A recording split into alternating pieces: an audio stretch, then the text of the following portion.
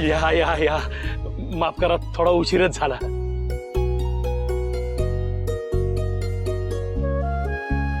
पण ध्यान बा, तुम्ही समजे येणार म्हणून रानबन गणोजी बाबांकडनं पंथ्या आणल्यात. रातच्याला अख्खं गाव प्रकाशानं कसं उजळून निघेल बघ.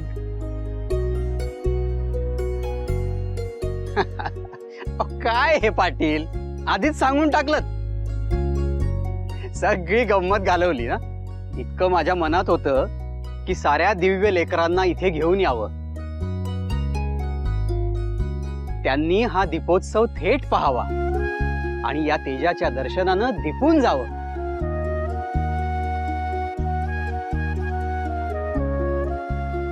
होय, पण ते उत्सवाच्या भरात समजा ध्यानात नाही आला बघा माझ्या.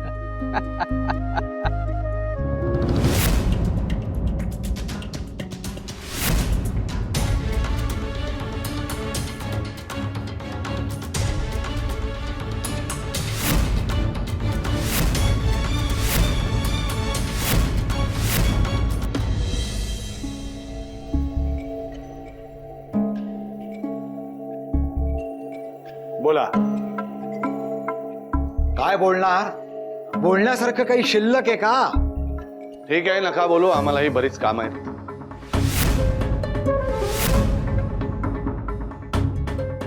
वाईट वाटतं हो, वाईट वाटतं. कशाचं? तुमचं. अहो काय दरारा होता तुमचा.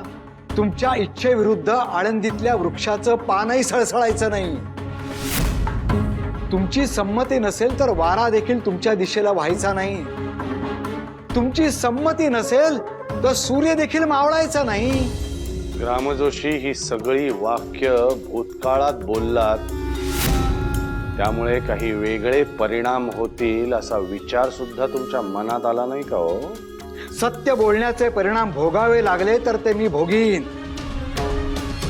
पण सत्य हे आहे विसोबा शास्त्री की आपण फक्त भीती दाखवू शकता, परंतु आपण काहीही करू शकत नाही. पोरं तुमच्या नाकावरती टिचून आळंदीत आली, काय केलं तुम्ही? लोक एखादा सण समारंभ असल्यासारखे त्यांचं आगमन साजरं करतायत. काय केलं तुम्ही? आया बाया आपलीच लेकरं आल्यासारखं डोळ्यात पाणी आणून त्यांचं स्वागत करतायत. हे मुद्गल शास्त्री पाटील त्या कार्ट्यांच्या पराक्रमाचे पोवाडे गातायत. अहो काय केलंय तुम्ही? या तात्पुरत्या आनंदाच्या बुडबुडांनी इतके अस्वस्थ झालात तुम्ही ग्रामजोशी? पण आम्हाला तर भारी भारी मौज वाटतेय. मौज वाटते? हो,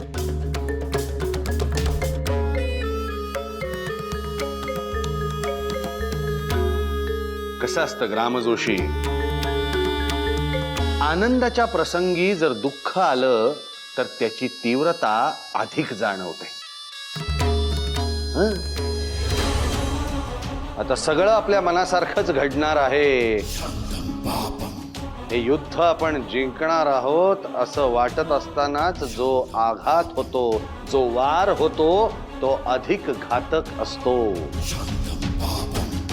आता या क्षणी जे सुखाच्या कल्पनांनी हसतायत त्यांना काही क्षणात ओक्साबोक्शी रडावं लागेल. आता जी कार्टी लोकांच्या खांद्यावर आहेत ना, काही क्षणात ती धरणीवरती आपटली जाती.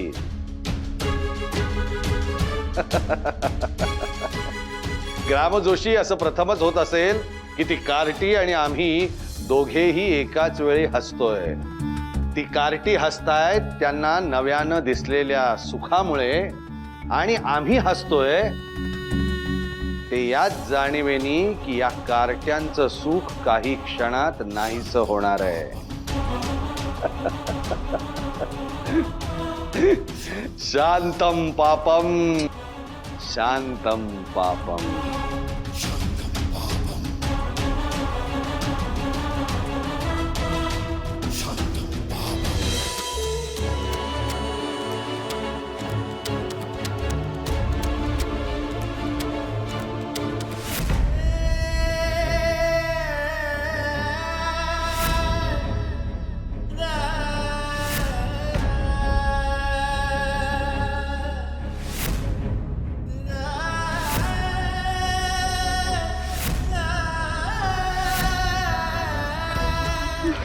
येते. ज्ञाना,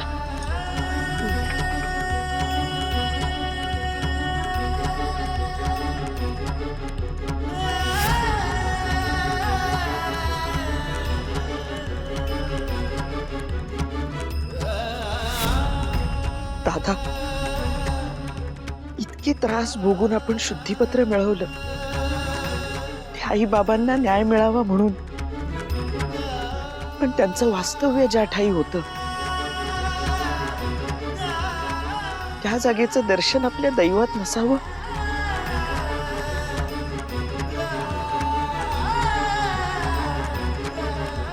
पाटील, काय होय, काय या लेकरांची अशी परीक्षा? लेकरांचा यात काय बी दोष नाही. हे समज कुणी केलं असेल ना, ध्यानात येत आहे माझ्या. त्या माणसाला नाही सोडणार मी आता. पाटील थांबा. तुम्ही आता काहीही केलं तरी जे होऊन गेले ते परतवता येणार नाही. मुद्गल शास्त्री, आमची परीक्षा अजून संपली नाही आणि ती घेणारा कोणी मानव नव्हे. नियती आणि प्राक्तन हातात हात घालून आम्हाला तावून सुलाखून घेत आहेत.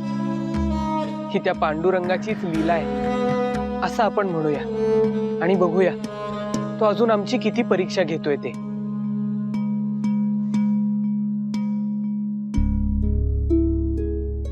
ज्ञाना, आता असं रडून चालणार नाही. ह्या कुटीत आपल्या आई बापांच्या आठवणी आहेत. नाश कुटीचा झालाय, आठवणी अजूनही जिवंत आहेत.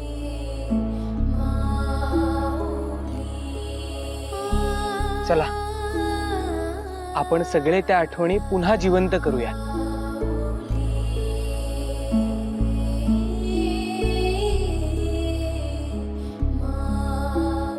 हो दादा.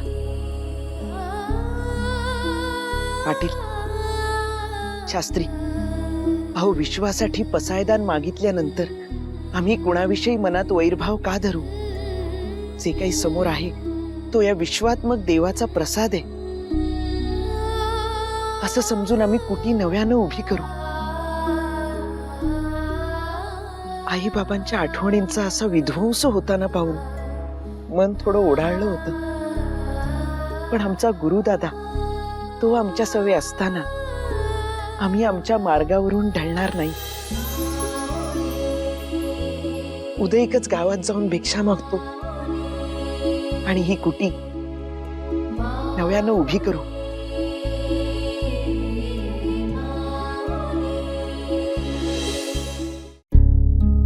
नाही, ते समज बरोबर आहे. आता कुठं राहणार तुम्ही? असं करा, समजे माझ्या बरोबर चला. तुमच्या वडिलांनी कधी माझं घर परक नाही बांधलं, ते घर तुमचंच समजा. चला चला. मुक्ती. पाटील नको. तुमचा आणि बाबांचा स्नेह साऱ्या आळंदीने पाहिलाय. पण आता आम्ही तुम्हाला अधिक त्रास देऊ इच्छित नाही. तुमच्या पुतण्याचा हट्ट समजा हवं तर. मी काय म्हणतो, त्यांच्याकडे नाही तर निदान माझ्याकडे तरी चला. शास्त्री, आमच्यामुळे तुम्हालाही त्रास नको. आजचा दिवस आणि आजची रात्र आम्ही धर्मशाळेत काढू. तुम्ही सारेजण या आता. शिणू नका, आम्ही बरे होत. परंतु सांभाळा स्वतःला. आणि हे बघा, काय बी वाटलं ना तर लगोलग निघून या. हा, चला.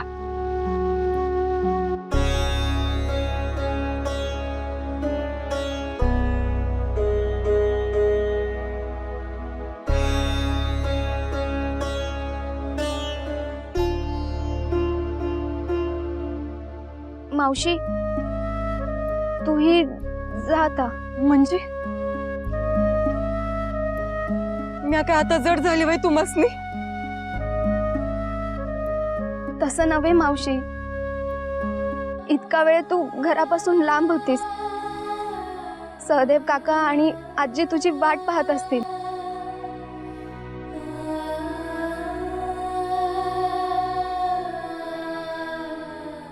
मी कुठे बी जायची नाही.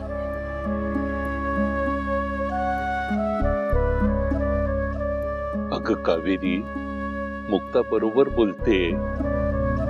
प्रवासात तू आमच्या सवे होतीस ते योग्यच होत, पण आता गावात येऊन सासूला न भेटता गेलीस तर ते बरं दिसणार नाही.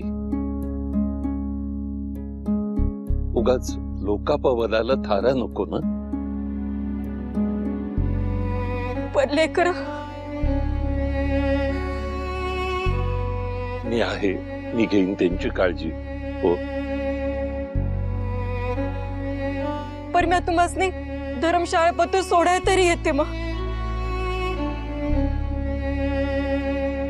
बर चल.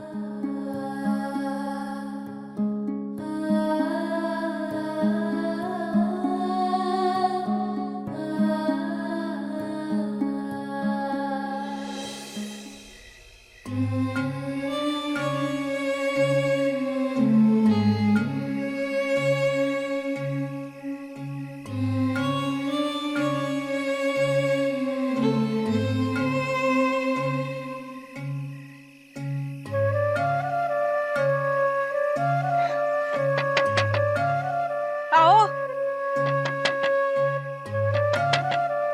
सासूबाई,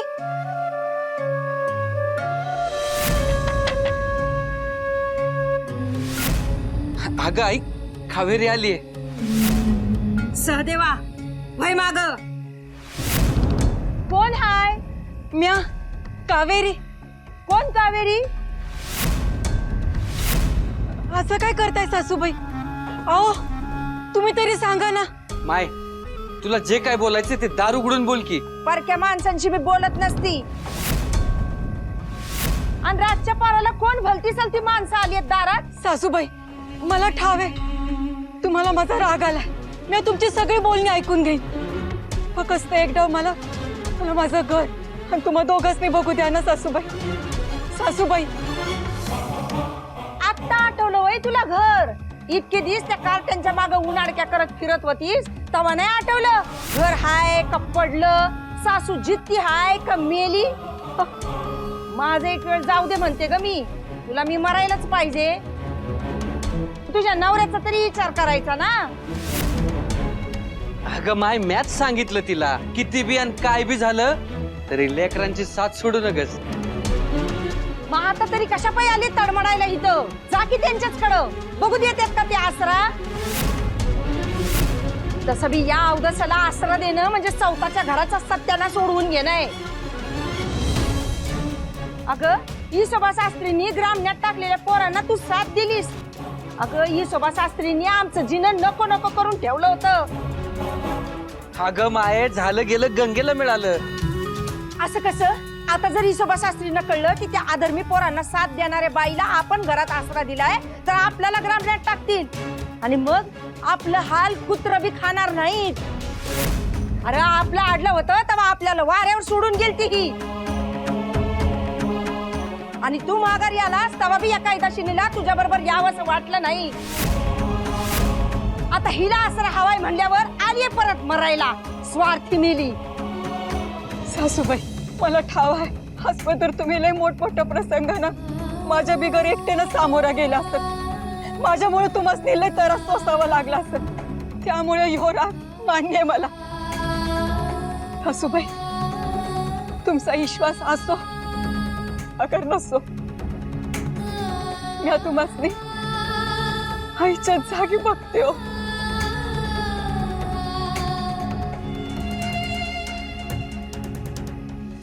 अरे सहदेवा, सहदेवा काय करतोय? आई सोड मला. अरे अरे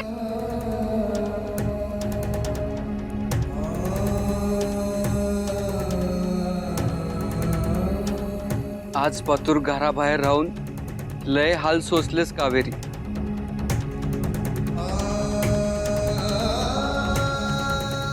आणि आता घरी येऊन बी तुला हाल सोसू नाही द्यायचो म्या. हाल कसले त्यात? हसले तिसऱ्यांनी माझं घरट पाहिलं, माझी माणसं पाहिली, त्यातच लय आनंद आहे बघा. आता जवळ माय मला स्वतःहून घरात घेत नाही तर मी इथंच राहील.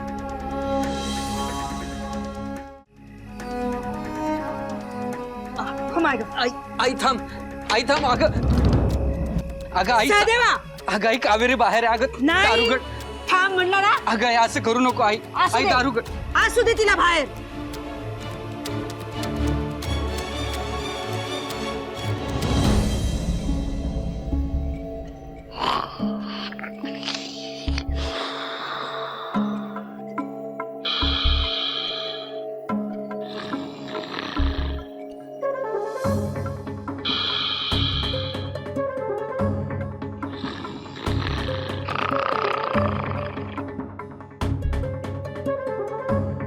येसोबा शास्त्री.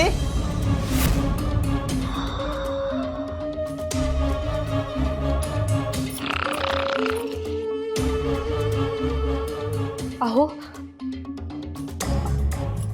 अहो अहो उठा.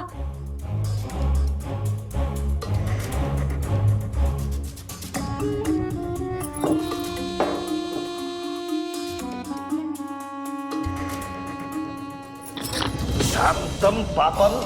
अहो काय करताय तुम्ही? आणि आम्हाला निद्रेतून या अशा प्रकारे जागा करण्याचं धारिष्ट्यच कसं झालं तुमचं? पुन्हा जर काही आगळी खडली ना तर. येसोबा शास्त्री. नारबा भाऊजी आले. नारबा आत्ता या प्रहरी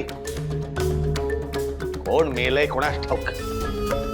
शांतम पापम. काय करतोय हा नारबा?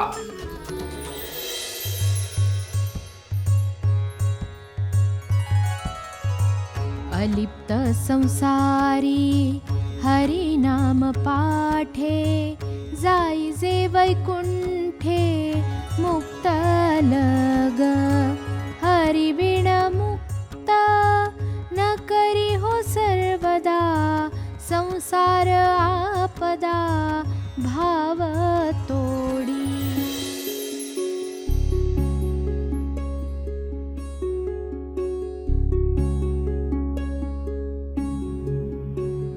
अहो काका, असे का उभे आहात तुम्ही? या बसा, या.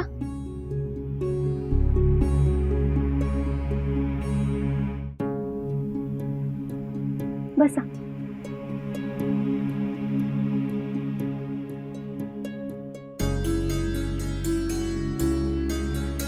आपण कित्येक वर्षांनी आळंदीत परतलो असलो तरी मला अजूनही आठवतंय.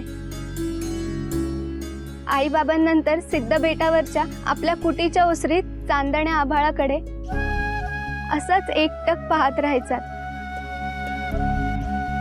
जणू काही असं वाटायचं की तुम्ही त्या आभाळाशीच हितगुज करत आहात. कधी हितगुज, कधी भांडण. मग लेकरांना गावकऱ्यांकडून सोसाव्या लागणाऱ्या वेदना पाहून कधी कधी तर मनाला असह्य व्हायचं. भिक्षा मागून गावकऱ्यांकडून अपमान सोसूनही तुम्ही पाखरं कुटीत येऊन शांत समाधानाने निजायचं. कुटीतल्या विठुरायासमोर तुमचं गाऱ्हाणं मांडून तुमची झोप मोडवायला नको म्हणून मग मी ओसरीवर येऊन बसत असे. आणि मग तो अंधारच विठुराय होऊन जात असे. त्याच्या त्या आभाळ रूपाशी मनातल्या गुजगोष्टी गप्पा करताना मनी आशा वाटे की कधी ना कधी या लेकरांच्या आयुष्यात आनंद येईल. आता ती आशा उरली नाही, तो हरीही दिसत नाही.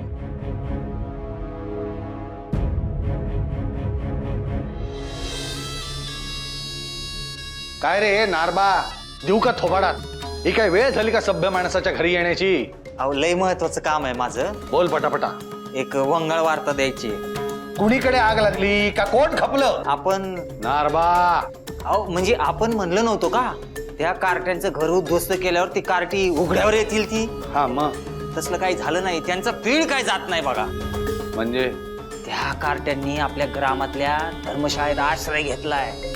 काय? वय बरं ठीक आहे, आम्ही पाहतो काय करायचं ते. निघ. होयची होय.